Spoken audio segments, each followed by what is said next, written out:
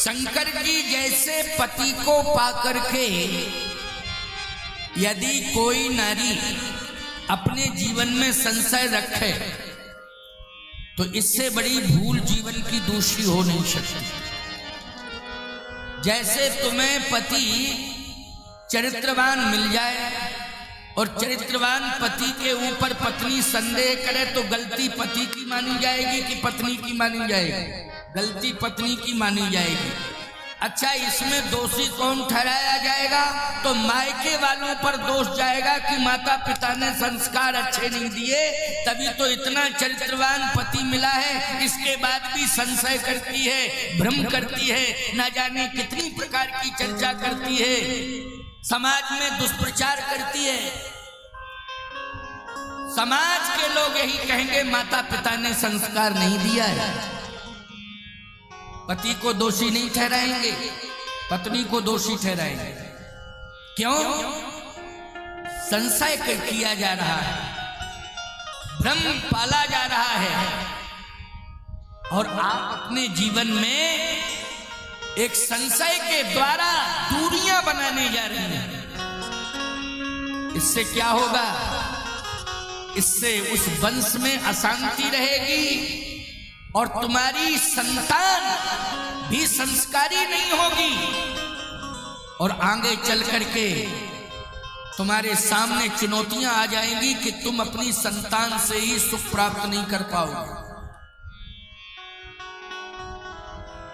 मैं केवल यह बात नारी जगत के लिए ही नहीं कह रहा हूं, पुरुषों के लिए भी कह रहा हूं कि तुम भी संशय को दूर करो।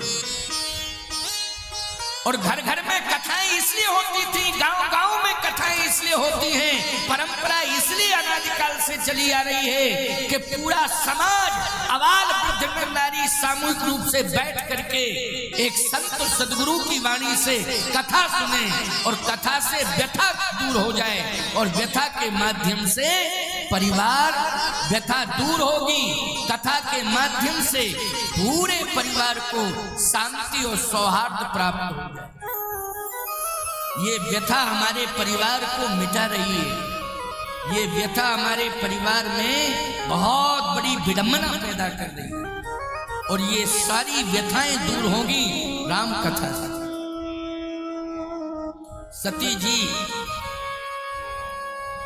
हरिद्वार में पैदा हुई। हरिद्वार कोई गांव नहीं है, शहर नहीं है।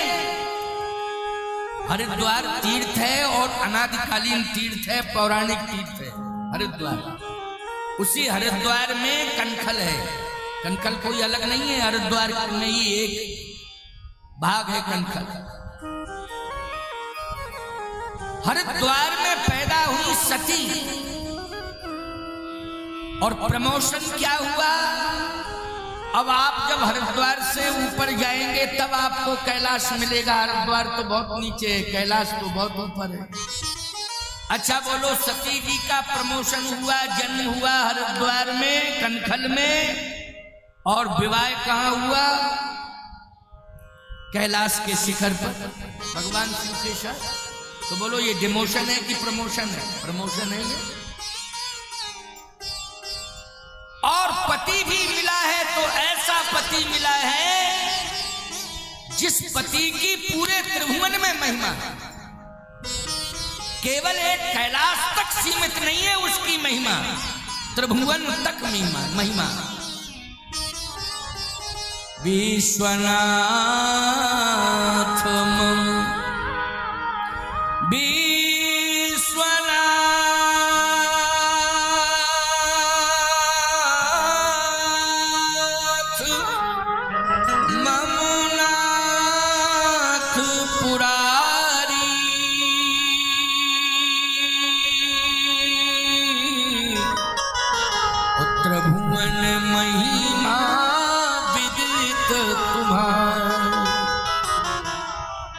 त्रिभुवन में उनकी महिमा।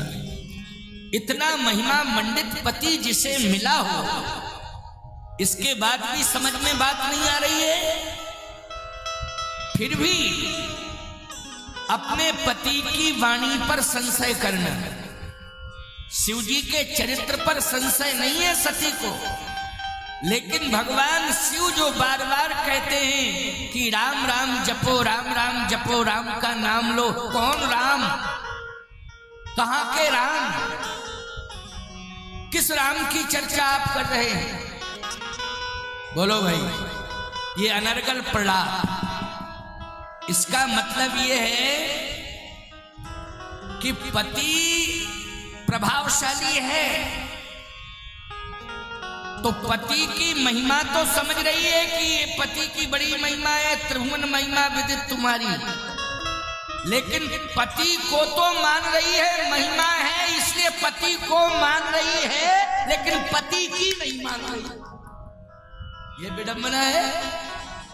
पति को मान रही है लेकिन पति की नहीं मान रही है। अच्छा बोलो, ये गड़बड़ है कि नहीं? पत्नी पति को माने और पति की ना माने। क्या पति जो है पत्थर का है कि संगमरमर का है कि मूर्ति है? वो पति है और अगर कह रहा है, समझा रहा है और इतना प्रभावशाली है कि पूरी दुनिया उसे मान रही है, तो बोलो भाई इस बात माननी चाहिए कि नहीं माननी चाहिए? माननी चाहिए।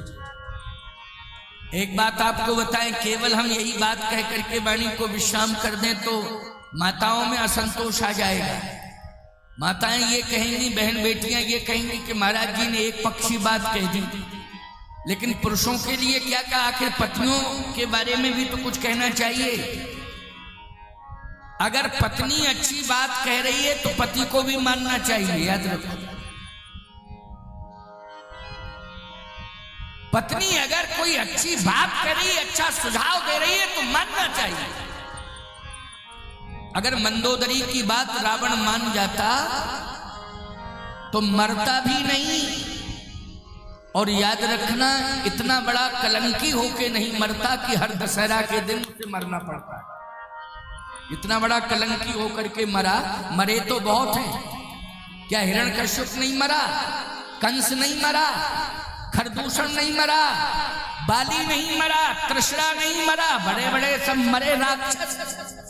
लेकिन हर साल जलाए जाते हैं क्या? ये हर साल कौन जलाया जाता है? किसका पुतला फूंका जाता है? बोलो, विजयादशमी को रावण का पुतला फूंका जाता है। इतना बड़ा बुराई का प्रतीक बन गया रावण कि हर वर्ष वह जलाया जाता है, हर वर्ष वह फूंका जाता है। अगर अपनी पत्नी मंदोदरी की बात मान जाता तो ये नौबत नहीं आती। अच्छी बात मानना चाहिए, लेकिन नहीं माना। प्रहलाद की मां कयाधु है। अरे बेटा प्रहलाद की बात नहीं मानता, लेकिन अपनी पत्नी कयाधु की बात मान लेता अगर हिरण्यकश्यप, तो बोलो इतनी बड़ी विडंबना को प्राप्त नहीं होता कि भागवत की कथा में बिना हिरण्यकश्यप के वध के भागवत पूरी होती ही नहीं। बोलो भाई, हिरण्यकश्यप का अगर वध नहीं हुआ है और नरसिंह भगवान प्रकट नहीं हुए, उसका वध नहीं किया, तो भागवत की कथा अपूर्ण मानी जाती है। मैं कहता हूं कि बच्चों की बात नहीं मानो, छोटे छोटे बच्चे हैं, लेकिन पत्नी की अच्छी बात है तो मानना चाहिए। कयाधु यही तो कह रही थी कि आप पति हैं लेकिन जगतपति नहीं है। आप मेरे भगवान हैं लेकिन संसार के भगवान नहीं है। कितनी अच्छी बात कही। कयाधु कह रही है कि आप मेरे भगवान तो हैं लेकिन पूरी दुनिया के भगवान थोड़ी हैं। इसलिए हम और आप दोनों भगवान को माने, लेकिन नहीं माना, विडंबना हो गई। मंदोदरी ने रावण को समझाया, रावण नहीं माना, विनाश हो गया। और इतना बड़ा विनाश हुआ। राम विमुख यस हाल तुम्हारा, रहा न को कुल रो कोई कुल में रोने वाला नहीं रहा, इतना बड़ा विनाश हुआ। तो मैं कहता हूं कि पत्नी अगर बहुत अच्छी बात कह रही है, आपका जिसमें हित है, तो आप बात मान जाओ। जैसे आजकल पत्नियों को सबसे बड़ी परेशानी है पतियों से। क्या पत्नियां दुखी क्यों हैं पति से? एक ही शिकायत सबसे ज्यादा है, महाराज जी जुआ और शराब की आदत इतनी खराब पड़ गई कि सारी जमीन जायदाद मिटाए दे रही। अच्छा बोलो, ये पत्नी अगर ऐसा कह रही है तो बोलो तुम्हारे कल्याण के लिए कह रही है कि नहीं? लेकिन तुम ये कह रहे हो कि पत्नी कैसी है, हमारा विरोध कर रही है। वो तुम्हारा विरोध नहीं कर रही है, तुम्हारी गलत आदतों का विरोध कर रही है। तुम्हारा विरोध कहां कर रही है? अच्छा बोलो भाई, हम पापी के विरोधी हैं कि पाप के विरोधी हैं? जल्दी बताओ। यदि पाप शरीर से दूर हो जाए तो बोलो भाई विरोध समाप्त हो जाए कि नहीं हो जाए? पाप अगर शरीर से निकल जाए तो बोलो हमारा विरोध समाप्त हो जाएगा। लेकिन पाप यदि अंदर है तो हमारा विरोध है और कभी समझौता नहीं हो सकता है पाप से। क्यों? क्योंकि पाप को वो दूर कर दे तो पापी रहेगा ही नहीं। पाप के कारण वो पापी है, और पाप दूर हो जाए तो फिर वो पापी रहेगा नहीं। और जब पापी नहीं रहेगा तो बोलो हम हृदय से लगा सकते हैं कि नहीं लगा सकते? तो तुम पति का विरोध नहीं कर रही हो, पति की गलत आदतों का विरोध कर रही हो कि शराब और जुआ, ये दोनों में जमीन जायदाद बर्बाद हो रही, सम्मान बर्बाद हो रहा है और बुद्धि का संतुलन भी बिगड़ रहा है। ये स्वस्थ विरोध है पत्नी का। इसलिए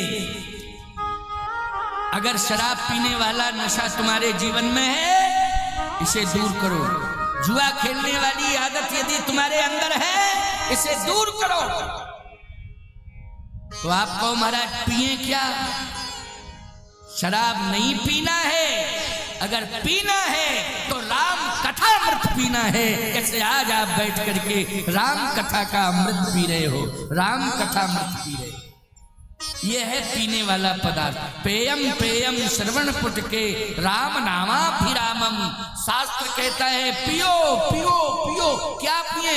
बोले राम नामामृत पियो, राम कथा अमृत पियो। तो आप राम कथा अमृत पी रहे हैं, यही असली अमृत है। इसी को पीने से आपका कल्याण होगा। और आज आप कल्याण कर रहे हैं अपना, इसलिए अकेले नहीं, पूरे परिवार के सहित आप कथा श्रवण करिए। अकेले नहीं, परिवार के सहित। क्योंकि भगवान शंकर ने ये परंपरा डाली है। भगवान शंकर ने परिवार सहित सुनने की परंपरा दी है। इसलिए सती से कह रहे हैं कि सती, मैं कथा सुनने के लिए जा रहा हूं, तू भी कथा सुनने चल। सती जी ने कहा कि कथा कहां हो रही है? भगवान शंकर ने कहा कि कथा कुंभज ऋषि के आश्रम में हो रही। कथावाचक कहां से आए हैं? कहे कुंभज ऋषि कथा कह रहे हैं। अब सती जी तर्क करने लगी। सती जी ने कहा कि कुंभज एक साधारण सा साधु है, और साधारण वक्ता की कथा सुनने के लिए आप जा रहे हैं, आपसे बड़ा विद्वान कोई है ही नहीं। मैं एक बात कहना चाहता हूं, व्यास पीठ पर जो विराजमान हो गया है वो भगवान का स्वरूप, भगवत स्वरूप हो गया कि नहीं हो गया? आप व्यक्ति का सम्मान कर रहे हैं कि व्यासपीठ का सम्मान कर रहे हैं? व्यासपीठ का सम्मान कर रहे हैं। राष्ट्रपति किसी को भी बना दिया जाए, आप व्यक्ति का सम्मान नहीं कर रहे हैं, आप राष्ट्रपति पद का सम्मान कर रहे हैं। कोई भी बैठ जाए उस पद पर, आप उस पद का सम्मान कर रहे हैं। हे सती, व्यास पीठ पर जो भी बैठा हो वो भगवत स्वरूप होता है। इसलिए भगवान मान करके उसका सम्मान करना चाहिए। और उसकी वाणी भगवदीय वाणी है, इसलिए भगवान की वाणी समझ करके उसे श्रवण करना चाहिए और उस पर चलना चाहिए। इसलिए मैं कह रहा हूं कि चलो मेरे साथ चलो। सती जी ने कहा कि मेरी बात समझ में नहीं आ रही है। भगवान शंकर ने कहा मुझे ज्ञानी मानती हो, मैं समझा रहा हूं, लेकिन मुझे मानती हो, मेरी बात नहीं मानती हो। बस यही तो समस्या है। जब मैं कह रहा हूं तो मेरे साथ चलो। सती जी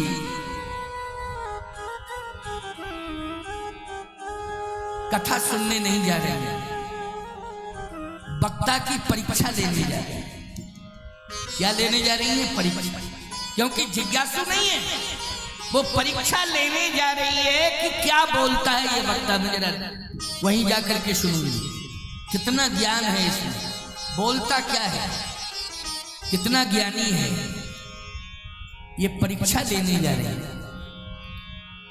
याद रखना, वक्ता भगवान का स्वरूप होता है, भगवान की परीक्षा नहीं ली जाती है, भगवान की तो प्रतीक्षा की जाती है।